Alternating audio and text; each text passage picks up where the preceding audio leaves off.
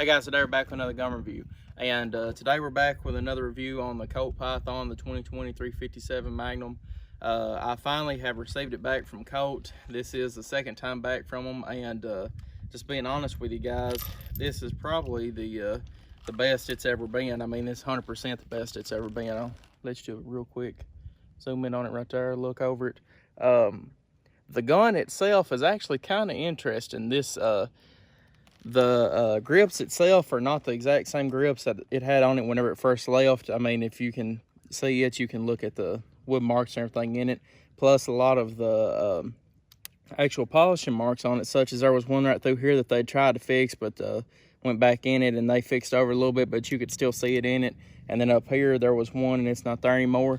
If y'all want my honest opinion, I believe they actually destroyed my gun that I had and took and put my old serial number back on a new gun, and then put all that back together, which that's fine with it, and I'm fine with everything like that. I just thought I would clarify that. They didn't tell me that. That's just from my general knowledge about guns and how everything works. And then plus too, where it had the indent right here in the old one, it's no longer there. And personally, I mean, I knew that there was no way that you would ever be able to fix that. But you know, if they would have just sent back my old gun, maybe, you know, give me a little bit of documentation saying they'd done it, I'd have been fine with it. But no, I'm really glad that they sent me a new gun and put my old serial number and everything like that on it. But as you can see right here, we're loading up 6 shots. We're going to be doing a small review, and then I'll go and transfer it back to a tabletop whenever we get done with these. Right here, these will be the 6R 357 brand ammo. Right here, make sure you see it. There we go. This will be 6 shots of the 357 SIG. Go ahead and put it in. Put your ears on.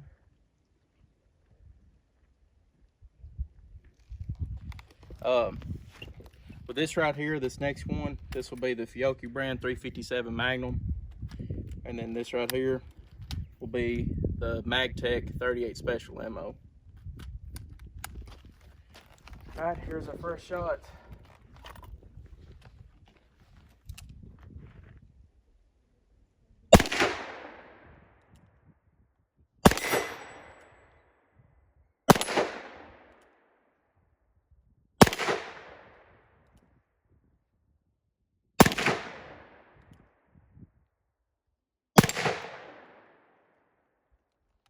Right, there's 6 shots through the 357. That's a SIG brand ammo. Take everything out, see how they come out. Everything's coming out real well.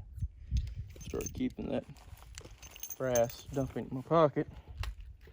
Right, this right here will be the MagTech 357 mag.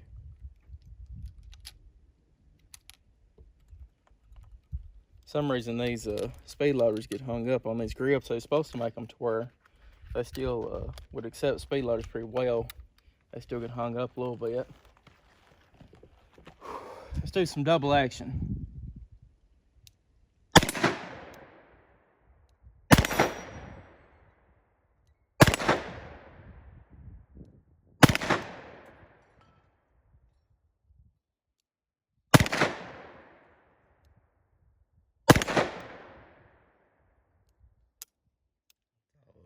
Yep. There's all 6 shots. Them right there is a little bit hotter. You can feel it in your hand a little bit more than them 6R brand. But as you can see, all of them shot very well right then. Now we'll jump on to the 38 Special, see if we can get a little bit more target shot on it. But just some initial tips and everything for the video right now. The gun itself it feels just as smooth, if not more smoother than whenever I actually got it the first time.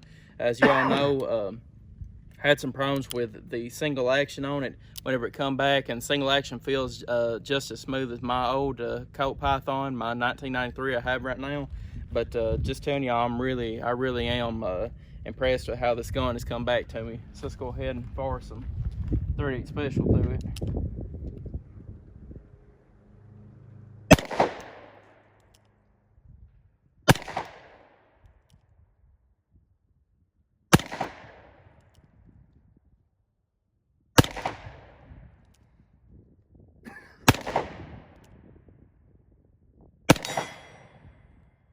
finally we hit one. That 38 Special seems to be shooting a lot out of aim to where them 357 was hitting.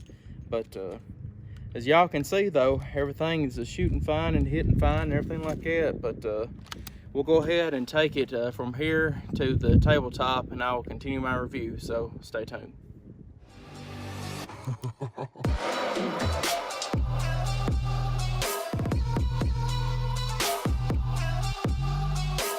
Alright guys, we're back. Like I was saying earlier, I got the new Python back, and it has been pretty much a month in between them sending me this gun back after I actually sent off the first time. The only thing that they actually sent back, like I actually took all this out whenever I sent it to them, and the only thing they actually had sent back to me, if I can find the actual paper, there's one of them. We'll set all this to the side. Was my original box I had the gun in, a ATF form, a flag, and 2 pieces of paperwork. One of them being the shipping label, pretty much tracking. It's funny because they actually didn't send this to me the first time whenever I sent it back to me. This really doesn't really say anything besides date received, and I actually got this gun back day before yesterday, so about around the 31st of March. So pretty much right out of a month, me sending it, them getting it, and them sending it back. All this does is just show pretty much serial number and all that. But the one that was kind of interesting that they had sent with me, or sent back to me, they actually had sent me 2 of these. This right here was the second one I received whenever I got the gun back a few days ago. Looks pretty much just like the first one, just says, the serial number Python, but at the bottom of it says AL3-3 OBC PS Python SP6WTS PY001283, which is serial number. C note customer note -AL, and that's literally it. There's no other things telling them what Colt done or anything else, and I was just keeping all this for later documentation and all that. But to my knowledge, like I said, I haven't talked to anybody at Colt since I actually had told them it was messing up again about around the 1st of last month and all that. Try to get back in touch with them again, and where the coronavirus has pretty much shut everything down, everybody's pretty much either not talking or anything with their customer service, or they have somebody else answering them, and it's the customer service now is worse than it was when before all this even happened, which I can understand why. But I try to get as much information on this gun as I possibly could before making this review and everything, just to know really what Colt done to it, and I couldn't get in touch with nobody. That being said, just as an educated guess, I really think that this isn't even the same gun that I actually had to begin with. Like I said, one of the biggest things was that the gun here had a notch in it to where they had actually burned it, polishing this place that was right around here out, and it wasn't part of the actual side plate, something that you could put in a new part and it'd be fine. It was part of the actual frame of the gun, and it's no longer there. And I mean, just being dead honest with you guys, there's really no way that you could have fixed that. Like I said earlier in the video, I was expecting them just to show, or just to say, like by a signed document or whatever, that they done that and it wasn't a user error, whatever else, and I probably would have still been fine with that and everything else. But like I said, that place is no longer there. The place where they had actually tried to fix it once and they had done a decent job at it, but you could still see it lightly in it, is no longer there at all. Place up here is no longer there, and some of the other places that they actually had tried to fix and you could still see some remnants of what used to be there is no longer there, and that's what makes me think that this is a new gun. And even the actual crown on it looks totally different than the one I had. This one looks like it's perfect, and the one I had, they never had fixed the crown on it whenever they'd sent it back, but you could still see a few marks in it. And even though this does have the same serial number, PY001283, I really do think that this is a whole new gun. I'd actually talked to one of my buddies on one of the Colt forums earlier, and he's like, well, they can't do that because of federal law and all that.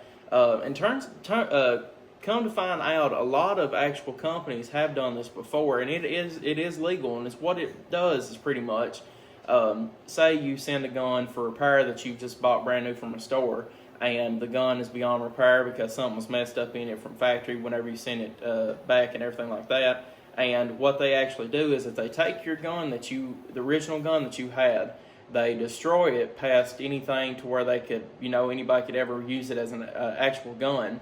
They take a blank frame and barrel and everything. They take a blank gun and they stamp your serial number on it and they send it back. And pretty much is what that does. It keeps you from having to pay another FFL fee, because see, if they sent you a new gun with a new serial number, you would still have to go through the FFL and get that put into your name or whatever else. And this keeps them from having to do that. And I guess it's just to keep you from having to pay another FFL fee, because I know most of my FFL fees around where I live are anywhere between $25 and $40, depending on different shops you go to and everything else. And I guess it just keeps them from having to make you pay that extra money just to get your gun fixed, just to receive a new gun and everything else. I have no problem with that. I understand. Whenever I actually had talked to him, I was on the way to Atlanta, and it was about around probably a week and a half or 2 weeks that I had sent it out. And they told me personally over the phone that the regular people didn't know what was going on with it, that they actually had to send it back to the engineers to fix it. And that was pretty much about around 2 to 3 weeks ago, give or take a few days.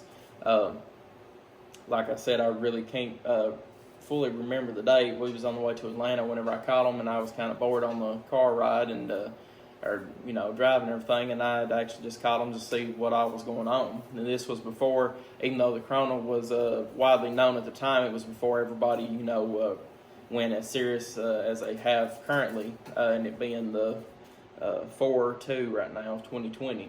But anyway, like I said, they told me that they was sending it back to their actual engineers to look at it and see if they could fix it and everything else. And I guess it come down to the point to that where they was like, we know that he wants a lower serial number, and we know that he doesn't want a serial number over what he's got and everything else. And they probably don't have any guns, because I actually found out that even though this is 1283, they started out with a 1 at the beginning, so they started out with 1000 serial number. So this is actually the 283rd Python that was made. Just I know that was actually never put out to the public, but that's what they told me. So y'all can kind of base your number off that. But I could 100% see that there was no other serial numbers that they could probably pick out and send me a new gun like that. And like I said, I'm fine with that. I'm actually a lot more happy with the gun right now than I ever was. The gun now still has the 2 major marks, and it seems to have a small, very, very small mark, and I can't even tell if that was one they put from factory or just one that's already in the gun. But you can see both of the marks, original mark and the Gen 2, what everybody's calling it now, mark, which means that the gun is updated and it's been fixed from the prior dealings and whatever was wrong with them then. But getting on to the actual review of the gun, like I said, the gun is now working flawlessly. Double action, single action is just as good as ever. And, I really didn't get to shoot through this gun as much as I want to. As you all know right now, I feel like a broken record talking about the coronavirus, but it's a prominent in our society right now. But, due to the coronavirus, ammo has skyrocketed. I actually went and bought over 1,000 rounds of 9mm whenever everybody started freaking out about it before all the ammo went sky high. And I wish I could have found some 357 Magnum ammo, but I've literally got, after putting some rounds through this and my old Python for the review on it, I now have probably less than 100 rounds of 357, and I'm just trying to save really what I have. But as y'all seen, I shot, I think, 18 rounds of 357 38 special mix through this gun, and I had no problems with it. Like I said, I wish I would have been able to shoot more through it, but with times being, that's all that I could actually pretty much shoot through it and have anything left for this gun sitting around the house. But the gun feels kind of like a whole different gun, being honest with you. It's just that update that they put to it and everything else. it just makes me feel like this gun is finally complete and how it should have been from factory. If this gun right here would have been like this from factory and they'd actually sent it out in this shape right here and everything else, I think Colt would have literally knocked it out of the park. I mean, I'm sure that they're already going to after everything's said and done with these guns, and after all of the publicity of the trigger problems and all of that was put out by Hickok 45 and me and everybody else. I still feel like Colt's gonna sell a lot of these guns, but if they would have had the gun in this shape right here and as beautiful as this gun right here is, whenever it first actually had shipped from factory, I think that they would have done a lot better than what they did. I mean, they really could have done anything and done a lot better than what they did.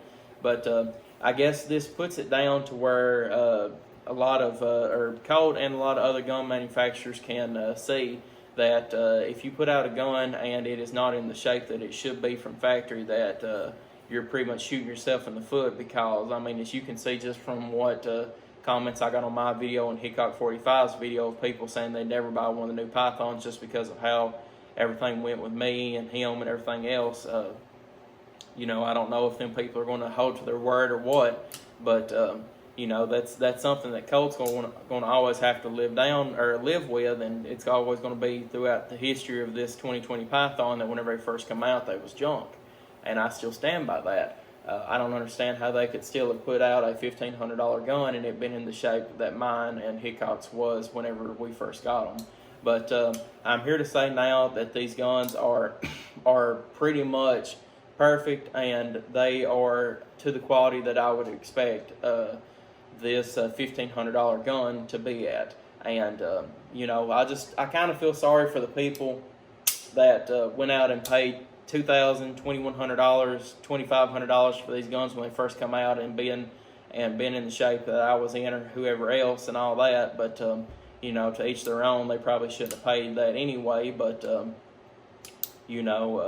I kind of feel sorry for them. But besides that, though, this gun really now is in perfect condition.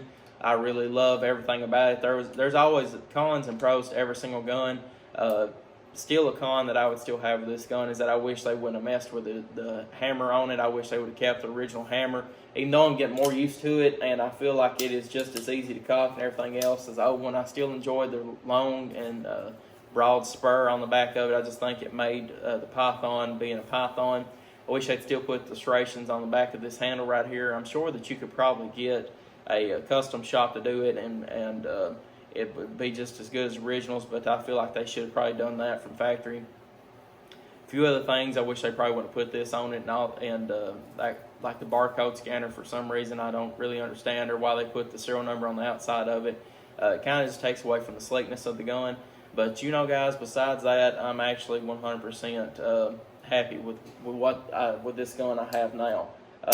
I'm sure this gun will probably never have any other failures or anything like that, because even though Colt did mess up on the first time I sent it back and all that, I feel like they've learned their lesson now, and they have figured out that you cannot do to people what they done to the American consumers with whenever they first released this Python, that they was pretty much just selling a name and that was it.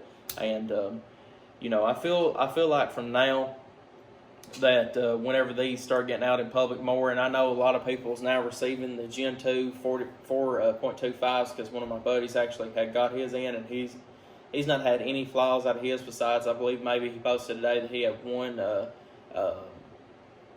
bullet that did not go off out of like 150 shots, but he actually thought that it was a bullet's problem because it had a really good hit on it and everything else. And I'd probably say that was the truth. It might have just been the bullet on that one. But now, like I said, you've seen me shoot 18 rounds through this, and I didn't have a single failure out of it, one. And I just feel like this gun, being honest with you guys, the double action on this gun is actually smoother than the old Pythons. I'm actually going to be posting an in-depth review of the 2020 versus Colt Python versus original Colt Python. I've actually got a 1993. I'll grab it right now just to show you all. Here is my 1993 stainless Colt Python. I'll actually be posting a versus review on these in depth, even though I've already got one out. I actually didn't have one to compare just side to side and everything throughout my entire video. But right here it is now, and I will be posting that very soon. I'm going to be working on that right after I get done with this video. But like I said, guys, I believe the 2020 Python is finally here after a long 3-month wait. And I'm very glad that the coach finally got everything straightened out with these. And I feel like this is a gun now that that actually lives up to the Python name. But guys, I appreciate y'all viewing. If you have any questions or comments about the new 2020 Python and what I think about it now, or anything else, or any questions or anything I didn't answer or didn't ask or whatever else, just leave it in the space below and I'll get back to you as soon as possible. But guys, I appreciate y'all viewing. Thank you for everything, and thank you for sticking along with me on this long ride. It has been a very long ride, and I couldn't have done it without your all's approval and everything else, and just kind words and everything. And I just want to give a thank you to all my viewers and subscribers on that, because it has been a hard time having to deal with code in this Python, but now I'm finally 100% happy with what I've received here. And I just want to give a special thank you to all my viewers and subscribers. But guys, I appreciate it. Stay tuned, and I will see you all in the next video. Hey guys, thank you for sticking around to the end of the video. I'd like to make a quick shout out to Hero Soap Company for sponsoring my channel. Hero Soap Company does a 1-1 ratio with their soap lines, with their subscriptions, to where if you subscribe to their soap every single month, you will get a delivery of soap in the mail once a month. And not only that, but they will also send a 1-1 ratio of the soap you purchase overseas to a soldier in need. Not only that, but some of their profits that they make from their subscription lines will go to soldiers and first responders such as law enforcement, EMS, and fire in need, and will go to multiple other different actual charities involving first responders and veterans. So guys, it's very good quality, very good company, and if you'd like to check them out, go to the description below and find my link, and you can use that and go into their website and make sure that you type in Golden Web at the end, and it will give you 10% off. But just want to make a quick shout out to Hero Soap Company and giving them a special thank you. So guys, appreciate y'all viewing, and I will see you all in the next video.